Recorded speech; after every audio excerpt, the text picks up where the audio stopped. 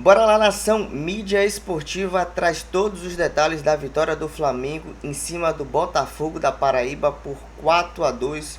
Gols de Danilo, Pedro, Varela e Cebolinha. Tem comentaristas dizendo que foi treino de luxo para o Flamengo, que passou para as oitavas de finais da Copa do Brasil com facilidade. Tudo isso e muito mais no vídeo de agora. Se você é novo, não se esquece de se inscrever, ativar as notificações e curtir esse vídeo para não perder nada sobre o Flamengo. Dito isso, vamos para os melhores momentos do corte. Demais, mas não faz isso, não faz isso. Quando você falou não tem ninguém aqui, tá um monte de influenciador sentado fazendo linha. Para. Quando você falou na abertura do programa sobre... Jogo treino? Esse era o jogo treino? Lógico. É lógico que é um jogo treino. Ele girou o elenco, colocou a molecada... E após o jogo treino você faz observações, certo? Isso, exatamente. Pedro, 90 minutos, Lohan depois de 4 meses, vamos lá. O confronto em si, o mata-mata da Copa do Brasil, ele acaba com 6 minutos, né? Isso. O Flamengo abre logo 2 gols e ele acaba. Acabou com 10 minutos, pra mim já tinha acabado na ida. Não, mas é porque você tem sempre aquela coisa, aí o time não entra bem, entra desligado, o adversário faz o gol, aí fica um clima ali tenso. Maracanã com 25 mil pessoas pro jogo do Flamengo, eu não lembro a última vez que eu vi isso, sinceramente. Acho que deu 25 mil de presentes, inclusive pagante deu menos. Aí vai que acontecesse alguma coisa, mas não, o Flamengo entra e é bom frisar, é muito fraca a linha de defesa do Botafogo, porque o Flamengo, não é que o Flamengo entrou na intensidade que ele entrou no Clássico, entrou contra a LDU, não, ele entrou gerando bola. Ele busca uma inversão da direita para a esquerda, escanteio, gol. Ele busca outra inversão da direita para a esquerda, hora por cima, hora girando rápido, criação pela esquerda, gol. O totó do Pedro é quase de jogo treino mesmo, ali, sabe? A bola vai passando, Pedro dá um totozinho ali, jogo treino. Passado isso, eu acho que o Felipe certamente vai ter muita coisa a considerar. Inclusive, ele explica muito na coletiva para um jogo que, em tese, foi tão tranquilo. Eu acho que o Matheus Gonçalves, em breve ele respondeu sobre o Juninho, né, que não engrena. Talvez em breve ele vai ter que responder, não sei se respondeu hoje, sobre o Matheus Gonçalves, que vai para um lado, não é a posição dele, vai para o outro, é a posição dele, não rende. E acho que segura demais, você percebe escolhas ruins dentro do jogo, o jogo está fluindo porque a circulação estava rápida. Aí batia no Matheus, ele queria aproveitar o jogo ruim do adversário para tentar matar a dinâmica do ataque. Isso é preocupante do ponto de vista coletivo do Felipe. O Cebolinha hoje cai por dentro. Eu acho que o Felipe já tentou o Bruno por ali, não deu certo. Tentou. Tenta o Cebolinha hoje, não é a dele, mas passa por ali. A construção passa por ali. Boas construções passam por ali hoje. Não acho que vai ser uma solução, porque o Flamengo tem elenco para não precisar do Cebolinha como meio de articulação ali, quase que uma ponta de cima do acaba vindo muito para a esquerda também, né? Sim, mas ele por ali funcionou um pouquinho na ausência do Arrascaeta, ainda que eu acho que o Flamengo vai buscar fora. Mas para a solução de momento, para observação do jogo treino, foi interessante. Agora, foi jogo treino até demais do ponto de vista defensivo. O time do Botafogo, que é limitado, chegou demais. Não foi só na base da vontade. Sabe que chama atenção, Pedro? Bola esticado, Rossi saindo mal, a construção tranquilo pelos lados do campo, que não deveria acontecer. Mas é claro, a gente vai ter que dar um desconto porque a parada estava resolvida. Exatamente. E a mobilização não é meio no jogo do brasileiro. Há um relaxamento não vai natural, ser isso que a gente vai ver, por exemplo, contra o Palmeiras no fim de semana. Então, sabe que me chama atenção, William? A gente tem nos últimos tempos 2 versões de Flamengo. Quando o Flamengo acerta essa marcação alta, e por um bom tempo, na primeira parte do jogo, o Flamengo conseguiu fazê-la muito bem, ele esmaga o adversário. No caso hoje, o jogo acontecia ali no último terço do campo, terço ataque do Flamengo. E o Flamengo recuperava a bola ali com facilidade. O Botafogo não conseguia nem dar um chutão pra frente. Tinha pouco espaço. E quando dava o chutão, a bola era com muita facilidade dos defensores do Flamengo, dos jogadores mais recuados. Essa versão flamenguista, quando funciona, ela é muito boa. É muito chato enfrentar o Flamengo assim. Quando o Flamengo não consegue, por uma questão física ou de atenção, porque relaxou, ou porque em outros jogos, quando é mais exigido, tem times melhores saindo jogando e os jogadores fisicamente do Flamengo não conseguem manter esse tipo de marcação que ninguém consegue manter o jogo inteiro, o Flamengo sofre no contra-ataque. E a segunda versão do Flamengo, para mim, e essa, não vou dizer que me preocupa, porque mal tem tempo para treinar o Felipe, eu tenho certeza que ele pode organizar isso. Quando o Flamengo recua um pouco, o Flamengo não é forte defensivamente. Não é tragédia, mas não é forte. E você olha um time que nem o Pedro falou agora, por exemplo, com o Everton, né, com jogadores rápidos na frente. Você é um time que você pode usar o contra-ataque e ser letal. Sim. Se o Flamengo conseguisse trabalhar para ser nas 2 fases do jogo, não precisa ser um time de tanta posse de bola, tá? Posse de bola, bom você controlar o jogo, você descansar o time com a bola. Mas se o Flamengo conseguir, quando joga mais atrás, ter um contra-ataque muito forte, para ele alternar, pressão muito alta, e aí esmaga o adversário e marca muito forte atrás, com um contra-ataque forte, esse time do Flamengo vai ser muito dificilmente vai ser vencido. Só que me parece que essa segunda ideia possível, o Felipe só vai usar meio a contragosto, em certas circunstâncias, se perder um jogador e precisar recuar um pouco. Me parece que ele não gosta muito dessa ideia de ser um time plenamente reativo em alguns momentos do jogo.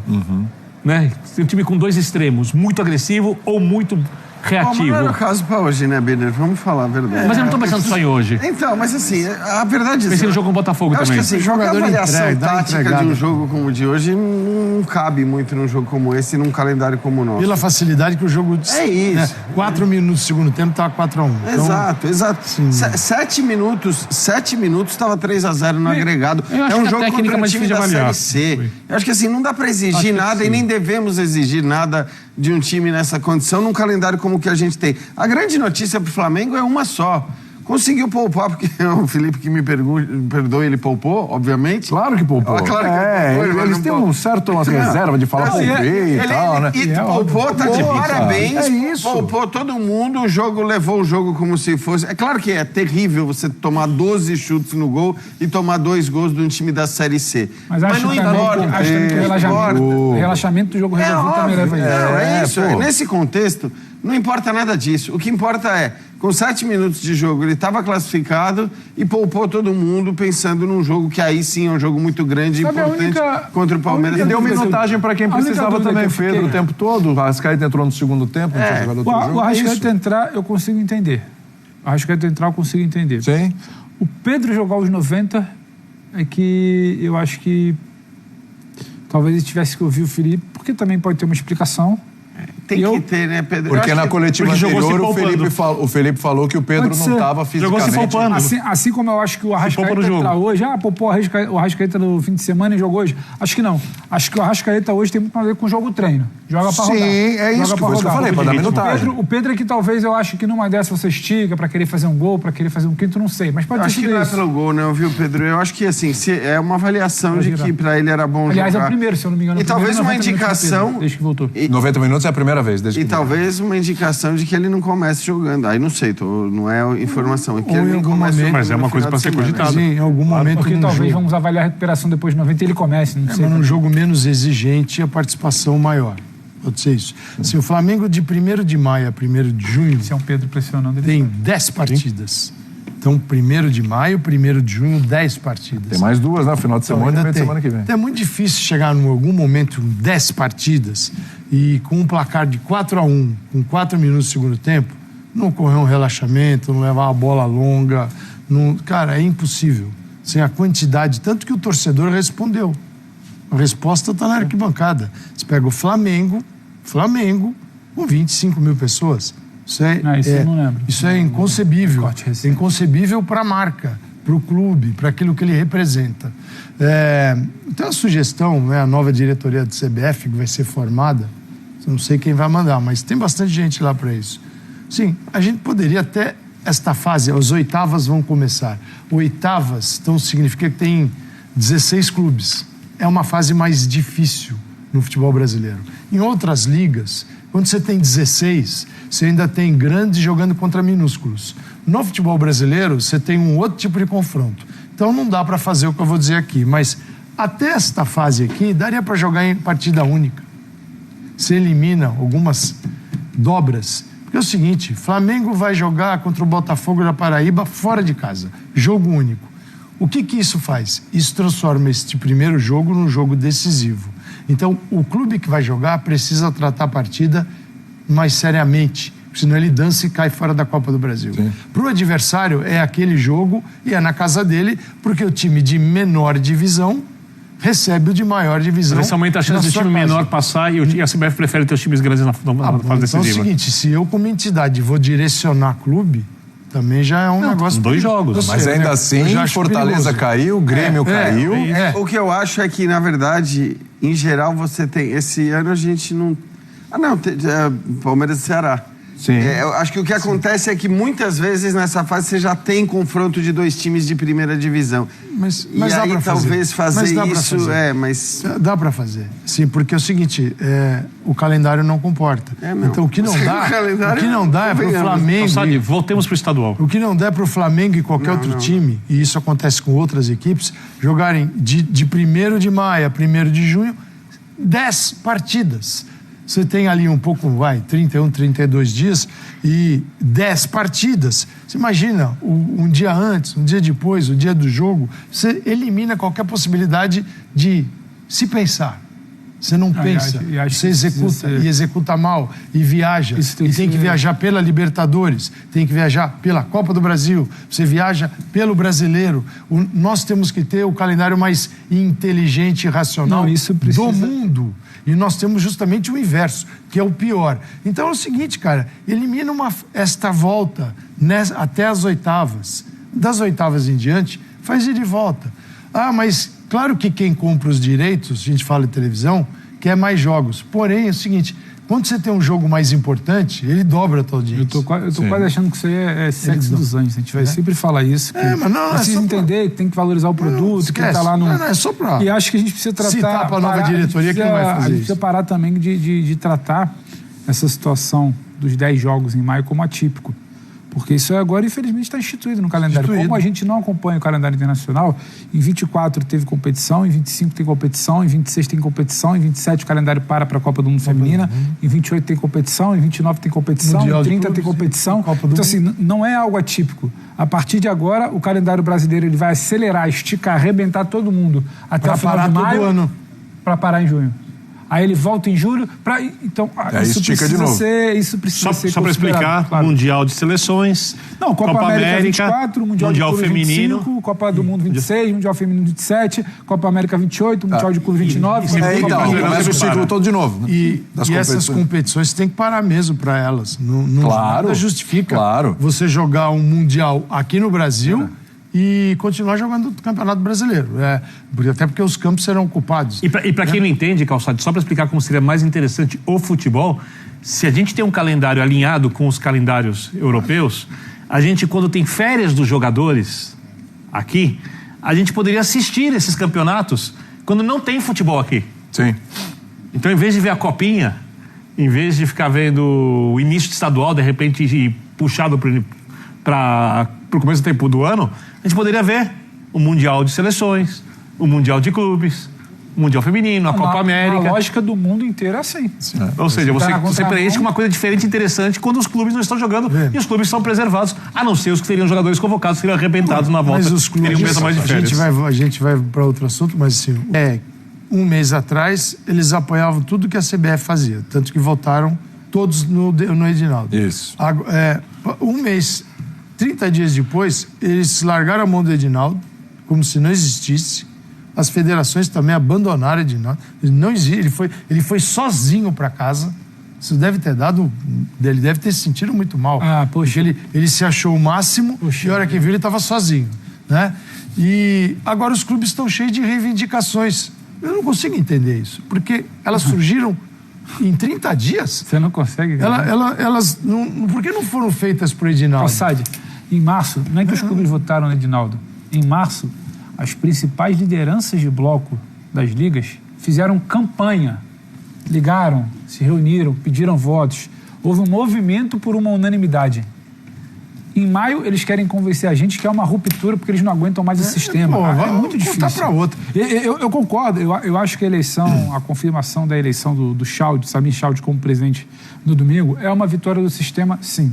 O sistema colocou o Edinaldo, o sistema tirou e o sistema está se retroalimentando. E ele prova que ele é mais forte do que qualquer um. Mas aí a gente está vendo que o sistema é muito maior que o futebol. Só que aí os clubes não vão me pegar nessa semana com papo de que, nossa, a gente é contra tudo que está aí. Mas em março vocês estavam fazendo campanha pelo Edinaldo. O Edinaldo era esse sistema. É isso. A diretoria eleita agora é mesmo de março. Os vices de agora muitos são de março. Então, isso aí não vai dar para cair para nenhum dos dois lados. É um caso único no mundo, que foi eleito por aclamação e foi defenestrado por Por aclamação. aclamação também. Vai ter que ser bom, hein? Olá, meus amigos, boa noite. Bem-vindos a mais uma live aqui no canal RMP. Live depois desta partida entre times mistos. Os dois estavam com times mistos. O Flamengo por causa do jogo com o Palmeiras e o Botafogo da Paraíba porque tem no próximo domingo, pela Série C, um duelo com o Retrô. O Retrô que se classificou eliminando o Fortaleza hoje, né? Então, como eu achava já de antemão que não teria condição de reverter esse placar contra o Flamengo no Maracanã, poupou vários titulares e fez um jogo até relativamente franco com o Flamengo. Placar de 4-2 reflete bem como esse jogo acabou sendo um pouco lá e cá. O Botafogo não ficou trancado o tempo todo. Até tentou começar o jogo trancado, mas com 6 minutos já perdia por 2-0. Aí fica complicado. E o técnico do Botafogo, então, começou a botar até mais atacantes na expectativa de conseguir, pelo menos, fazer gols no Maracanã. E conseguiu fazer 2. Mas o Flamengo venceu com absoluta tranquilidade. Em momento nenhum esteve ameaçado. Não houve nenhum momento, mesmo quando fez o primeiro gol, já estava 3-0. Quando faz o segundo, já estava 4-1. Então, não houve em momento nenhum risco para esse time do Flamengo. E, na verdade, o que ele vale é para uma série de observações. São essas observações que eu quero conversar com vocês hoje. Por exemplo, eu pergunto, quem se destacou hoje? Está lá na enquete. Eu botei os 4 jogadores que fizeram gol. Até porque, com toda a sinceridade, o jogo foi tão fácil, que eu não vi ninguém do Flamengo brilhar. O time como um todo dominou e foi eficiente. Mas, sinceramente, quem brilhou nesse jogo do Flamengo? Não vi ninguém brilhar nesse jogo. Vi todos fazerem os seus papéis de uma maneira geral, tirando um ou outro que eu achei que ainda assim jogaram mal, mas isso nós vamos falar durante a live e eu quero ouvir também a opinião de vocês. O principal para mim foi Pedro, uma vez mais foi Pedro. Porque o Pedro, pela primeira vez, eu não me lembro se contra o Corinthians ele jogou até o final, eu acho que ele saiu no finalzinho. Mas hoje ele jogou 90 minutos mesmo. Hoje ele começou o jogo e terminou o jogo. E fez um gol. Aliás, um gol com um toquinho sutil, à lá Pedro mesmo. Mas é óbvio que o Pedro ainda está sem ritmo. É óbvio que ele ainda está muito longe do Pedro que nós conhecemos, do melhor centroavante do Brasil. Mas aí eu pergunto, qual será a conclusão que o Felipe Luiz vai tirar e qual a decisão que vai tomar depois do jogo de hoje? O jogo do Palmeiras. Vale a pena deixar o Pedro no banco e começar com o Bruno Henrique, que tem jogado tão mal, muito mal, a gente está vendo isso, não faz gol há 13 jogos, se não me engano. Vai ser um jogo de poucas chances. Vai ser um jogo em que, muito provavelmente, o Flamengo vai jogar mais defensivo do que ofensivo. Então, nas poucas chances que tiver, vai ter que fazer. É melhor você ter um cara que não faz gol ou é melhor você ter um cara que é artilheiro? Que é o caso do Pedro. Enfim, eu quero conversar isso aí com vocês, quero ouvir. É isso aí, nação. Esse foi mais um corte da mídia esportiva brasileira, trazendo os detalhes da vitória do Flamengo em cima do Botafogo da Paraíba por 4-2. Alguns disseram que seria jogo treino, porque o Flamengo amassou o Botafogo com muita facilidade.